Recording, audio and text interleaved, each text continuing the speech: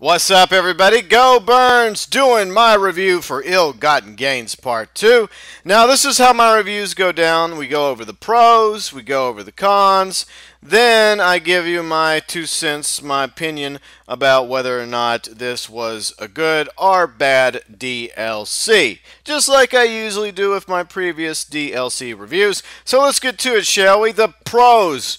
We got 6 brand new vehicles with Ill-Gotten Gains Part 2, the ProGen T20, the Brawler, the Coquette Blackfin, the Chino, the Vindicator, and of course the Toro. Now, some of the rides that I mentioned you may like, others you may not, but the point is we got new content. My 2 faves, obviously, the new supercar, the T20, and of course the Brawler. That thing is just so much fun to not only race around the streets with, but then go from the streets and just start bouncing around on hills. It's just insane. Next is the 2 new weapons. We got the Marksman Pistol and the Knuckle Duster melee weapon. Now, of those 2 weapons, I would say my favorite has been the Marksman Pistol so far, but the Knuckle Duster has proven to be fun as well. Plus, I like the 9 various customization options you can choose from. They're very detailed and they're very cool looking. But if I have to pick one, I would say I prefer the Marksman Pistol because it just does so much freaking damage when you use it against somebody. On top of new rides and weapons, we got a whole bunch of new clothing and accessories, courtesy of Ill-Gotten Gains Part 2. A lot of unisex stuff, which I like. Earrings, chains, brand new scarves, which look sweet. And of course, female characters got 8 sunglasses that originally were for male characters only, and 15 brand new tattoos. Of all that, I gotta say the jackets and the overcoats and the new scarves are probably my favorite clothing and accessory options that came with Ill-Gotten Gains Part 2, especially some of the overcoats. They look really, really good. I also like the fact that in this DLC, there was a lot more female options than there have been in previous DLCs. Most of the time, it seems like male characters get more of the clothing than female characters do, so I'm glad to see that Rockstar is trying to balance that out just a little bit, because there are female characters in the game. There are female gamers that have female characters, and male gamers that have female characters as well. The next pro is the brand new radio station that was added to last and current gen consoles. It debuted originally in April on PC for Grand Theft Auto 5 and Story, but is now on all 5 platforms for our listening pleasure. The Lab. I like the Lab. It's very different. It's very interesting. There's a lot of different types of music on there, but somehow it works out rather well, and it's really definitely a big pro that was added to Ill-Gotten Gains Part 2, because I love driving around listening to the various radio stations, Los Santos Rock Radio, Radio Mirror Park, Nonstop FM, and a few others, but admittedly it does get kind of tiresome after a while, and it's nice to have a new station to go check out and give the others a break. The next pro is actually rather important, even though it did not get the big headlines, is the ability for gamers and creators to now use Los Santos International Airport and Fort Zancudo for the creator in races, death matches, captures, and LTSs. That's going to add a lot of new variety and fun to user and Rockstar verified jobs, and I have had so many different wild, crazy ideas involving Los Santos International Airport and Fort Zancudo, doing some sort of big aerial battle where I could use them both as air bases. But unfortunately, because they were previously restricted, I had to settle for like Sandy Shores Airfield or Grapeseed or the beach or somewhere else. It just looks kind of shitty, which caused me to ultimately scrap those ideas. But I could just imagine how much fun it would be to have LTSs with one team at Fort Zancudo, the other at Los Santos International. Maybe lasers versus hydras, that would be really sweet, or buzzards versus savages. The possibilities are endless when it comes to adding 2 new locations for the creator, Los Santos International and Fort Zancudo. The next pro that slipped under the radar of some is 3 brand new horns in Los Santos Customs, Classic Horn 8, and of course Classic Horn Loops 1 and 2. Hopefully Rockstar will continue to add to the horns section. The next pro is the obvious one, all the usual much needed tweaks, fixes, and patches, as well as improvements made to Grand Theft Auto Online with each and every update. The fact that Rockstar is continuing to create as well as put out more quote-unquote free content Now, I know what some are going to say, well, this free content is starting to get more expensive, and you're absolutely right.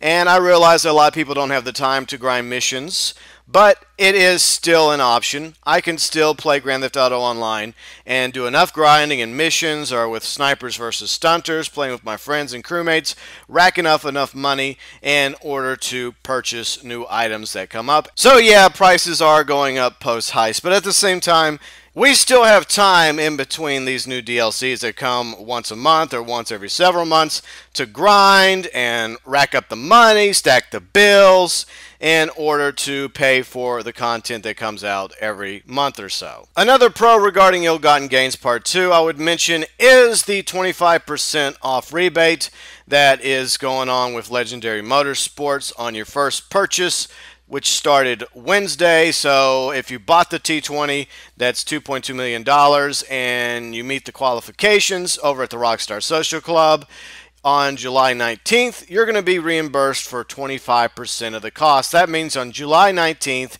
2015, you'll be getting over $500,000 in your Maze bank account if you bought the T20 as your first purchase from Ill-Gotten Gains Part 2, and that is going on from now all the way to July 15. So you still have a few days in order to purchase one of the new vehicles over at Legendary Motorsports and ultimately get 25% rebate applied to you on July 19th back into your Maze bank account. Unfortunately, the first vehicle I bought was the Brawler because I did not come across this information until after the fact, but at least I'll be getting something back, which is better than nothing. And of course, the last pro is the fact that Rockstar is continuing to still support and make updates for not only current gen consoles, Xbox One, PlayStation 4, as well as PC, but they're continuing to support the last gen consoles, Xbox 360 and PlayStation 3 gamers as well. Even though they've had some problems over there, Rockstar still trying to fix the issues over there,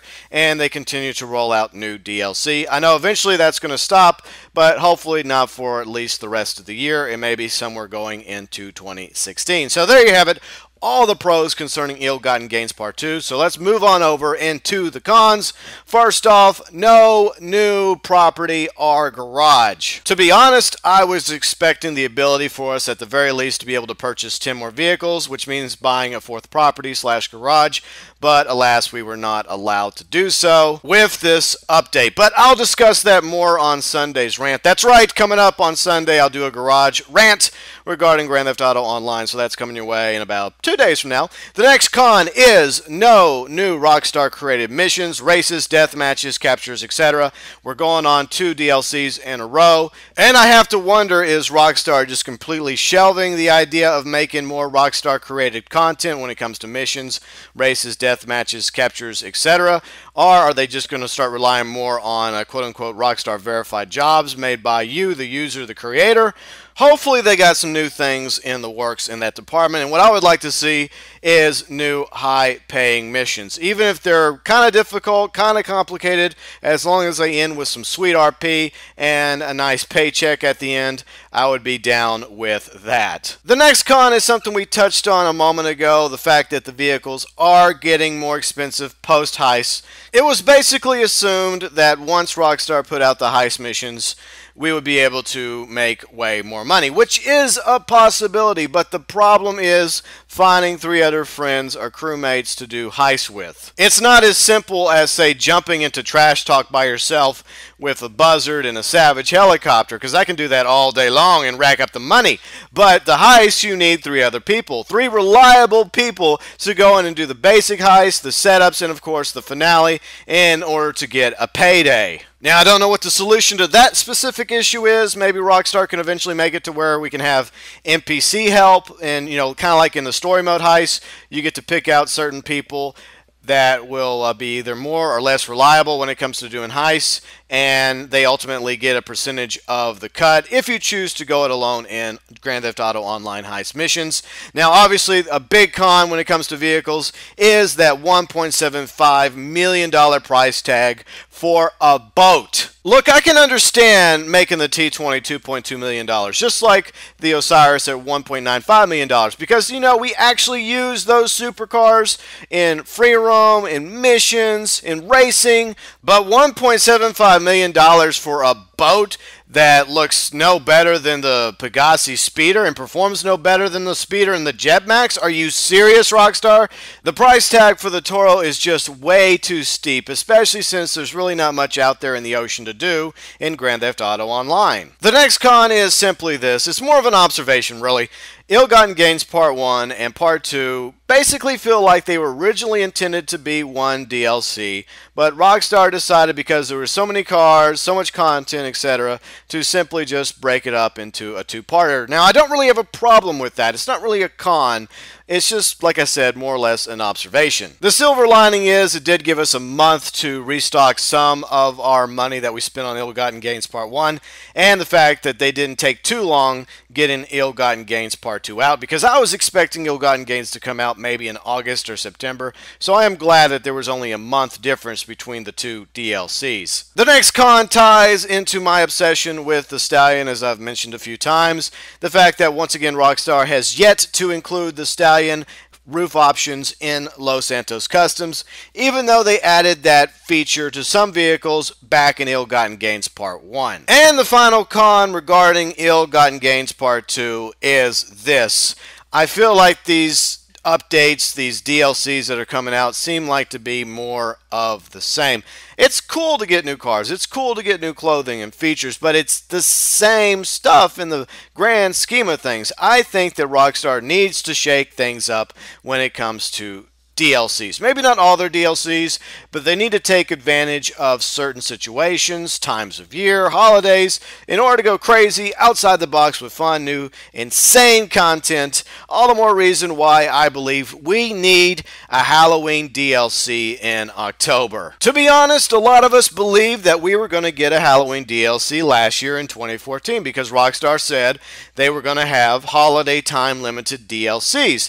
And they did with the Valentine's Massacre, with Independence Day, but then Halloween came and went, and we got nada. But I can understand in the grand scheme of things because in the next month, in November, they released Grand Theft Auto 5 and Grand Theft Auto Online for current-gen consoles, Xbox One, and PlayStation 4. But that's been taken care of, Rockstar, and Grand Theft Auto 5 and Online are finally on PC, so the time is now, the year is now, for us to get a spectacular Halloween DLC, and I want a load of treats, Rockstar. Silly, sexy, scary costumes, masks, horror-themed weapons like a machete, a kitchen knife, chainsaw, just go crazy, a pitchfork, I don't know, torches. I want some sweet rides too, like a awesome, scary Halloween monster truck and some rides inspired by popular TV shows and movies.